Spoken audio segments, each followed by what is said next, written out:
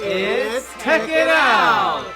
This week on Tech It Out, we go behind the scenes and you get an interview with Microphone Mike, and then we're going to look how you can create your own amazing videos with iMovie. Mike will be talking about a really cool shortcut for some pictures for your screen.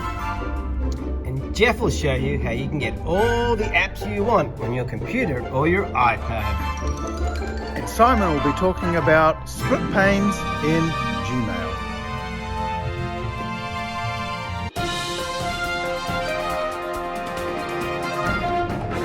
Mike is hard at work here. Looks like he's just finished. We're going to get him on his way out. Oh, here he comes. Here he comes. Hey, Microphone Mike, just a minute.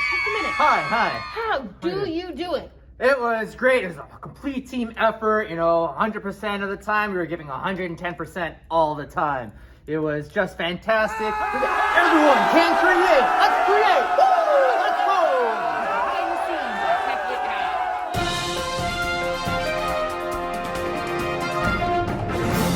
Out. Let's get started in iMovie. We're going to open up the app and take a tour of the different ways you can add photos, video, and sound to start your own amazing creations.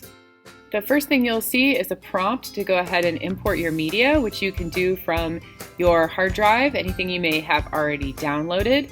Once in your media, you can go ahead and preview it with the yellow bar at the top of the video, and you can either drag or hit the plus icon and bring it down to your main working area. Here in the main editing field, you have a lot of tools at your disposal. If you right-click on it, you can see where you can detach the audio from the video, and this allows you to manipulate both separately. You can stretch out the work field by using the settings, and then you can really drag it out to where you can get into the millisecond of editing. So here's where we can start trimming and clipping our different video and audio edits. Again, you right-click on it to see the different tools where you can trim your clip exactly where you want it. If you need more of a view, click on your settings to stretch out the video a bit more. If you edit, you'll find yourself using a lot of keystroke shortcuts in addition to your trackpad or mouse. So go ahead and take some time to go through the menu options and look to see what the keyboard shortcuts are. Some in particular, as far as your modify or your usual cut and paste, you'll end up using a lot. iMovie also offers a bank of creative resources that you can access next to the My Media tab. There you will find some audio, which has preloaded sound effects, different titles that you can add at the beginning, and backgrounds you can use if you want to use green screen or overlay over some photos, and transitions that you can put in between two different clips. There's your intro to iMovie to get you skipping along. Next week we'll take a deeper look at green screen, backgrounds, and transitions, and saving that file so you can share it out. Today we have a special guest on Tech It Out. She sent an email last week about a keyboard shortcut that some people in the tech office weren't aware of. We didn't know what she was talking about, so we had to Google, what is Control-Command Spacebar? And our minds were blown. But to save you from extra Googling, here's Liz to tell you all about the magic that is Control-Command Spacebar. Take it away, Liz. Hi everyone. I'm just busy filling in my emojis. With every comment I do on Seesaw, I always do a couple of notes and a clap and maybe even a heart for the kids who've done extra good work. And of course it's just Control, Command, Spacebar. Control, Command, Spacebar. Because I don't know how else to get an emoji up quickly. And it's a great way for it to, come up quickly, and I use it with everything. Great shortcut. So that's it. When you're editing a doc, when you're typing something, just press Command, Control, Spacebar, and you'll have a menu pop up of all the emojis that you can just click on and they'll be put into your document. Simple as that. Thanks, Liz. Do you sometimes find you don't have the right apps installed? Or perhaps you need to update your apps and you can't do it because you don't have the password?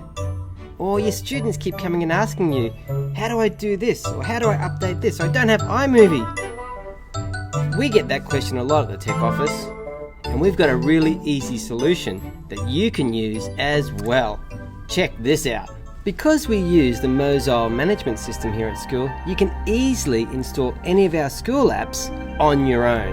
The first thing you need to do is to go to the Spotlight search bar up here and search for a program on your computer called Manager. Once that loads up, you don't need to log in or anything. There's a button down the bottom here called Self-Service. Click on Self-Service, and this works for you as a teacher and your students, so the kids can do this in class if they haven't got what they need. Sometimes it takes a little while for the self-service to load up. Once you're in self-service and it's loaded up, you can either scroll through all the school apps or you can search by them by name. Once you've done that, you then have got an option to either to install or to update. Once I click on install or update, a message will be sent to the server and it'll be told to download the software onto your computer. Depending on the size of the software, it can take a couple of minutes or up to 15 minutes for the software to appear on your computer. So I usually give it about 10 minutes and then check to see if it's there. And if it's not, come back to self-service and have another go. But there you go. No more do you have to do that long, awkward trek to the tech office and say, I haven't got this piece of software. Or send your students. You can do it all yourself with self-service, which is also available on iPads.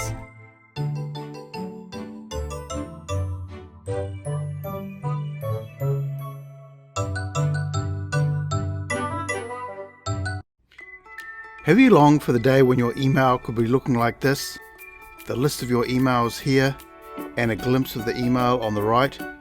Or maybe like this, with the email list on the top and a glimpse of the email underneath it. So how did I do it? I simply come to Settings on my Gmail. I scroll down and there's a pane called Reading Pane. I'm going to just click on No Split and close the box. And my emails are back to how I'm used to them. But now I have this little box here, and this little box might already be there for you. So I just click on it here, and I'm going to go for a horizontal split. Click on the emails, and as I go through each email, they appear below so I quickly can see what the email is about. I can also make this box a little bit bigger by dragging it up so I can see more of the email. Or if you want the vertical split, I can drag it across to here and have the emails on the left and the emails on the right to read. And while I'm in split mode, I can also just easily reply to an email by just simply coming across to the email pane and clicking on reply. So now you can use panes or no panes by simply clicking on the split.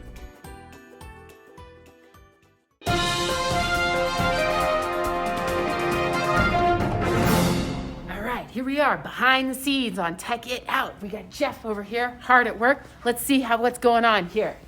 Hey Jeff, you got a minute? Can you tell us a little behind the scenes on Tech It Out? Oh man, it's tough this week. Tell you what, last week the game was just lifted to another level, and I'm just really trying to draw my creative strength from the inspiration that was microphone mic, and I just can't do it this week. Oh man, it's tough.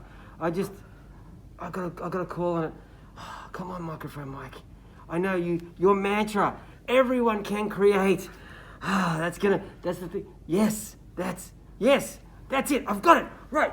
Sorry, I've got to get back to this. And there you have it, the inspiration behind the scenes on Tech It Out. Yes, this is going to be the best one yet.